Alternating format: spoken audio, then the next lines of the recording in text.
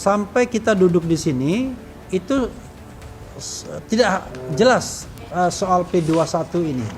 Jadi kawan-kawan semua, kalau misalnya para termul mengatakan saya yakin sudah P21 berdasarkan omongan dari Dir Reskrimum Polda Metro Jaya tanggal 2 Juni, maka faktanya sampai hari ini tanggal 12 Juni, which is 10 hari kemudian, kita belum mendapatkan kabar yang firm bahwa memang itu sudah P21. Ini kan terkait dengan ujaran kebencian yang berbau suku, agama, ras. Yang kita persoalkan adalah ijazah, bukan suku, bukan agama, bukan ras, bukan kemudian disabilitas fisik dan mental, bukan warna kulit dan lain sebagainya. Dan kita tidak pernah mempermasalahkan warna kulit Pak Jokowi, latar belakang Pak Jokowi dan lain sebagainya. Yang kita masalahkan adalah ijazah Jokowi yang kita katakan palsu. Kita juga tidak pernah mengatakan bahwa Jokowi memalsukan ijazah. Yang kita katakan ijazah Jokowi palsu. Dan kemudian itu ditindaklanjuti dengan tim pemburu ijazah palsu dengan mengadukan pihak-pihak lain yang diduga yang memalsukan ijazah tersebut. Jadi, Assalamualaikum warahmatullahi wabarakatuh. Waalaikumsalam warahmatullahi wabarakatuh. Kawan-kawan semua, media walaupun hari ini ramai di luar, ada demo besar-besaran atau kecil-kecilan kita nggak tahu juga. Lumayan besar ya. Menuntut macam-macam ya, termasuk MBG. Tetapi kita tetap pada materi seperti biasanya mengenai perkembangan kasus ijazah palsu 99,9%. Jadi kawan-kawan semua, ada beberapa hal yang ingin kami sampaikan dan nanti akan dijelaskan lebih lanjut oleh Mas Didit, Mas Roy, Pak Ugro dan teman-teman yang lainnya. Pertama adalah bahwa Senin yang lalu itu sudah dilakukan pelaporan terhadap Lecumanan. Jadi Lecumanan ini adalah salah satu pelapor yang menyebabkan Mas Roy kemudian ditersangkakan atau dikriminalisasi. Dia atas nama Pradi Bersatu melaporkan pasal 160 KUHP dan pasal 28 ayat 2 Undang-Undang ITE 2024. Di laporannya terhadap 12 orang termasuk Mas Roy dan Dr. Tifa, dan akhirnya pasal 160 diadopsi untuk klaster 1 dan khusus pasal 28 ayat 2 itu kemudian menjadi bahan penersangkaan bagi Mas Roy, Dr. Tifa dan dulu Rismon.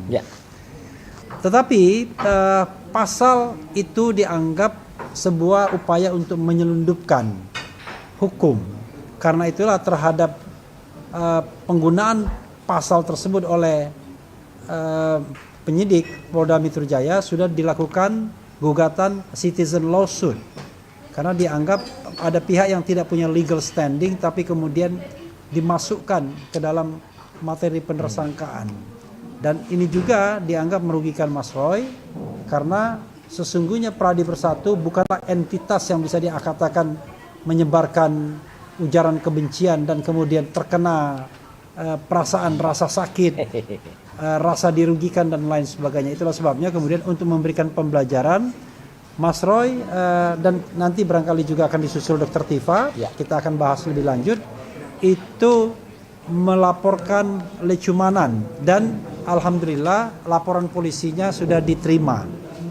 Nanti Mas Roy juga barangkali akan menceritakan pelaporan terhadap Rismon, tetapi itu memang di luar kasus ijazah palsu nanti pada bagian tertentu.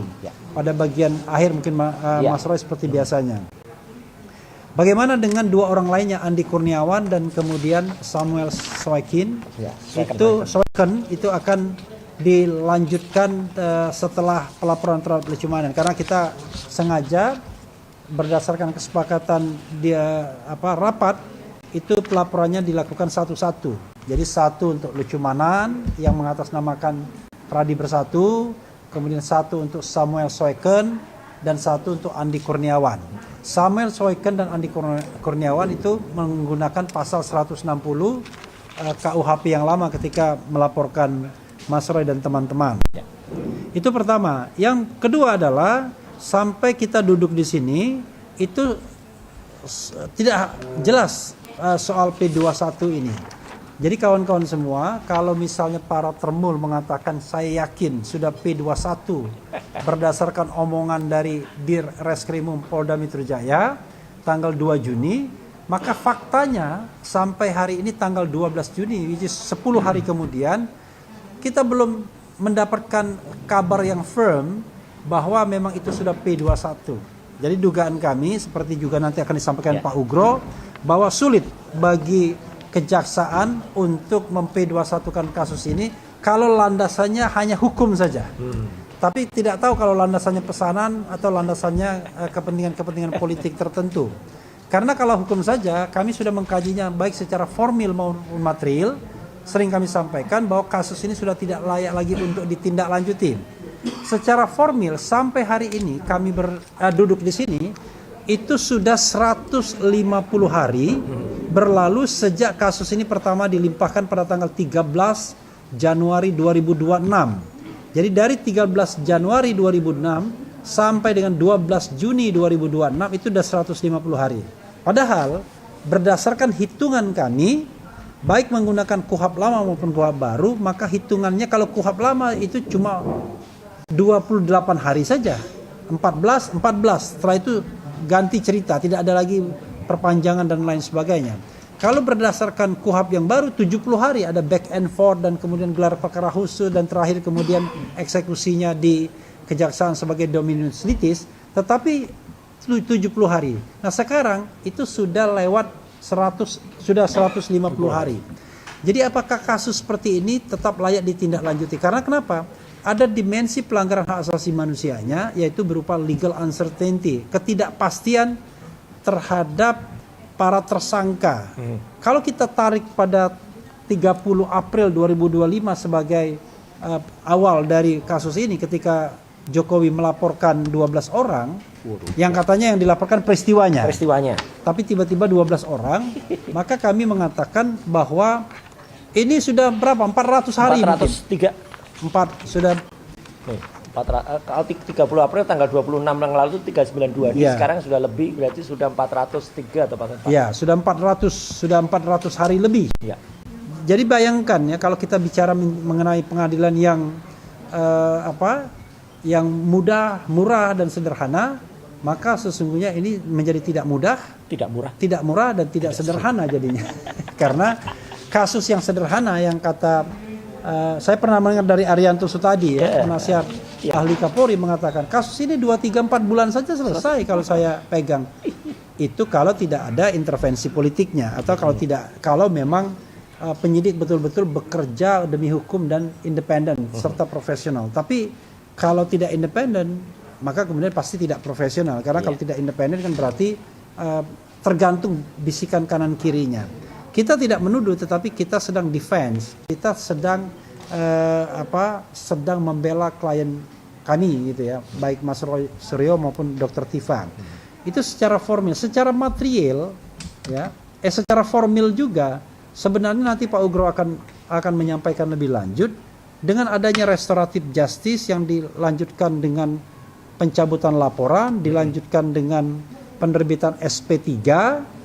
Maka sesungguhnya kasus ini harusnya sudah tidak valid lagi untuk ditindaklanjuti karena dasar untuk melakukan penyelidikan dan penyidikan sudah tidak ada lagi, which is laporan polisi yang dibuat oleh Jokowi pada tanggal 30 April. Ingat, laporan polisinya cuma satu dan kemudian digabungkan dengan yang lainnya tetap menjadi satu laporan. Itu yang kemudian kita katakan secara formil. Secara material nanti saya akan berbagi tugas karena banyak sekali. Pasal 32 ayat 1, pasal 35 Undang-Undang ITE 2008 yang kemudian memberikan ancaman hukuman 8 sampai 12 tahun itu sama sekali tidak relevan. Dengarkanlah apa yang disampaikan oleh salah seorang pembuat Undang-Undang ITE-nya yaitu Profesor Henry Subiakto. Henry Subiakto. Profesor Henry Subiakto yang jelas dan tegas mengatakan bahwa pasal itu buat e-commerce, buat perbankan dan lain sebagainya, di mana itu memang berusaha melindungi dokumen elektronik milik entitas tertentu.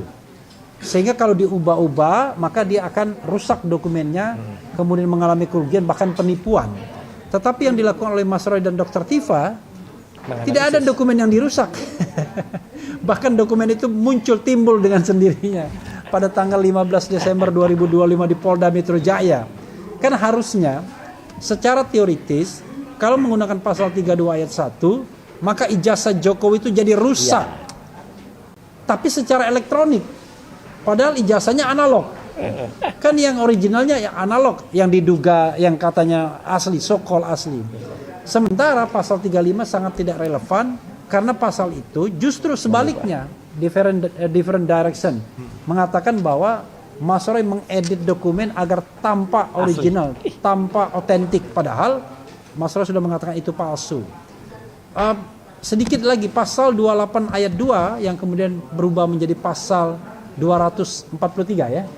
Undang KUHP yang baru juga tidak bisa dikenakan karena ini problematik, tapi selain problematik bahwa ini kan terkait dengan ujaran kebencian yang berbau suku, agama, ras. Yang kita persoalkan adalah ijazah, bukan suku, bukan agama, bukan ras, bukan kemudian disabilitas fisik dan mental, bukan warna kulit dan lain sebagainya. Dan kita tidak pernah mempermasalahkan warna kulit Pak Jokowi, latar belakang Pak Jokowi dan lain sebagainya. Yang kita masalahkan adalah ijazah Jokowi yang kita katakan palsu. Kita juga tidak pernah mengatakan bahwa Jokowi memalsukan ijazah. Yang kita katakan ijazah Jokowi palsu. Dan kemudian itu ditindaklanjuti dengan tim pemburu ijazah palsu dengan mengadukan pihak-pihak lain yang diduga yang memalsukan ijazah tersebut. Jadi itu keliru sekali kalau kemudian kita ingin menyerang Pak Jokowi bahwa dia memalsukan ijazah, karena itu adalah kata aktif. Padahal kita katakan bahwa ijazahnya palsu. Dan ijazah palsu itu subjek to penelitian terhadap apa yang diupload Dian Sandi. Ya. Bukan apa yang diteliti di belakangan muncul di Polda Metro Jaya tanggal 15. Kemudian kami juga ingin menyampaikan kawan-kawan semua bahwa kami sudah menyampaikan surat lagi kepada Kejaksaan Agung Republik Indonesia. Jadi Kejaksaan Agung Republik Indonesia itu kita surati dan kita minta eksaminasi secara material, karena secara formil sebenarnya kita juga sudah sampaikan material formil, kita sudah sampaikan, tapi kita pengen dia menguji secara material apakah kasus ini layak diteruskan atau tidak. Secara formil kita mengatakan sudah tidak layak, karena itu sangat jelas di dalam undang-undang.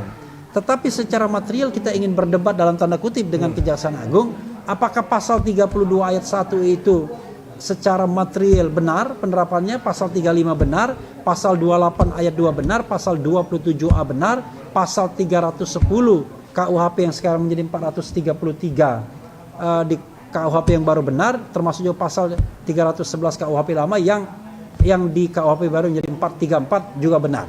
Nah, kami sudah mengajukan surat itu berharap bahwa ini makin mematangkan cara berpikir kejaksaan, termasuk jaksa penuntut umum, agar mengatakan bahwa kasus ini tidak layak untuk ditindaklanjuti. Apalagi kita sampai sekarang ketika dikonfirmasi kepada pihak-pihak sana, apakah P21 itu sudah muncul atau tidak ada pihak yang firm untuk mengatakan iya atau tidak. Kalau kita dengar pengacara Pak Jokowi mengatakan, saya meyakini bahwa P21 itu sudah ada. Meyakini itu mendengarkan omongan di Reskrimum Polda Metro Jaya Imanuddin. Tetapi sekali lagi, kalau seandainya memang P21, ya seandainya, mana buktinya, mana formalnya? Karena ini sudah lewat 10 hari dari tanggal 2 Juni ketika Imanuddin atas pertanyaan wartawan yang bukan materi press conference-nya kemudian menjawab. Kayaknya ada wartawan yang ada di sini. Ada mana tuh? Ada. Yang nanya Imanuddin ya. Kemudian kami juga kawan-kawan sekalian, kami juga memfollow upin Komnas HAM. Karena kami ingin juga beraudiensi dengan Komnas HAM mengatakan bahwa kalau tidak dikatakan sudah ada pelanggaran hak asasi manusia, maka dia harus update terakhir. Karena Mas Roy dan Dr. Tifa sampai sekarang itu sudah disuruh wajib lapor untuk yang ke berapa kali? 30. Ke 30 kalinya. Tanpa landasan hukum yang jelas kapan akan selesainya wajib lapor tersebut. Padahal Mereka berdua adalah orang-orang yang sibuk, orang-orang yang berpendidikan tinggi yang tentu jauh lebih produktif kalau seandainya kasusnya tidak berlarut dan tidak dikenakan wajib lapor setiap pekan.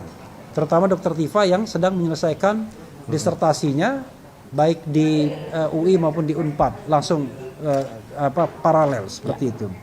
Itu yang bisa saya introduction, dan selanjutnya saya serahkan kepada Mas Didit untuk menambahkan terutama terkait dengan subjek to Dian Sandi itu dan mungkin materi lainnya. Silakan. Baik, terima kasih Bang Refli. Jadi saya lengkapi ya dari apa yang dinyatakan oleh Bang Refli tadi. Nah, kalau kelayakan P21 dari perkara, kan ada sisi formil dan material. Nah, sebenarnya kita ini bicara di tengah-tengah antara formil dan material. Yang pertama, kasus ini udah gak nyambung kalau mau dibilang. Ini pertengahan antara formil dan material. Kita tidak bicara soal pembuktian dulu. Apakah Mas Roy, Dr. Tifa melakukan apa yang disangkakan.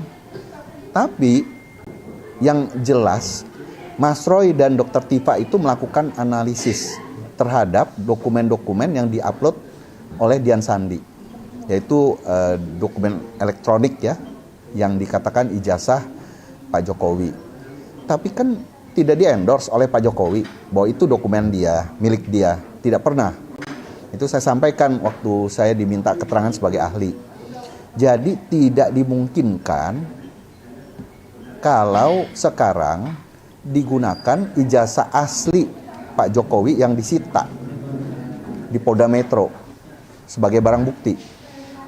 Yang harus disita adalah dokumen yang diupload oleh Dian Sandi. Ya, dokumen elektroniknya, dan Dian Sandi harus ditarik tidak sebagai saksi. Jadi kalau mau benar itu harusnya Dian Sandi dilaporkan dulu oleh Pak Jokowi, ya kan? Dia terlapor pertama, terlapor utama. Nah, atau Dian Sandi juga turut serta menjadi tersangka. Nah itu, ya. Jadi dia adalah harus dibilang pelaku utama dulu. Nah, kalau itu asli atau palsu dokumennya, kan kita nggak tahu. Jadi yang diupload itu. Jadi ini udah nggak nyambung nih. Nah, kalau sekarang dihadirkan barang bukti, saya juga udah sampaikan juga. Yang namanya barang bukti itu yang disita adalah yang terkait dengan kejahatan, alat untuk digunakan yang digunakan untuk kejahatan atau hasil kejahatan. Nah, kalau ini terkaitnya bagaimana? Ya kan?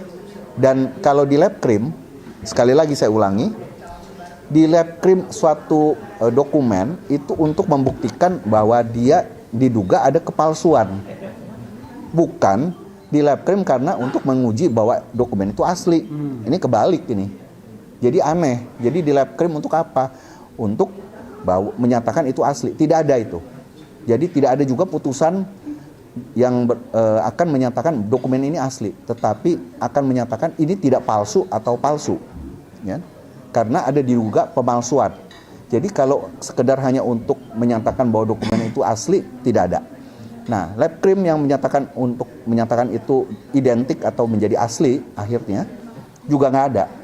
Yang ada karena diduga palsu. Tetapi dalam perkara pencemaran nama baik atau fitnah, dokumen itu menjadi harus di lab krim. Itu aneh sebenarnya. Kelihatannya kayak wajar tapi aneh, luar biasa. Itu yang pertama. Jadi harusnya tidak bisa.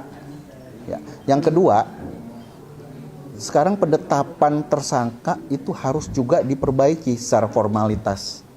Jadi kalau sudah ada pasal-pasal yang dirubah, ya dirubah penetapan tersangkanya, diperbaiki. Dan itu harus disampaikan.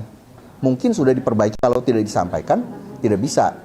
Yang ketiga, waktu gelar perkara tanggal 15 Januari, dan saya sudah tanya, 15 Desember, saya sudah tanya juga sama Mas Roy, itu BAP sebagai tersangka sudah belum dikasih. Sampai hari ini ternyata belum, dan ternyata tim lawyer katanya sudah menyampaikan 2 kali permintaan secara tertulis. Tidak dikasih.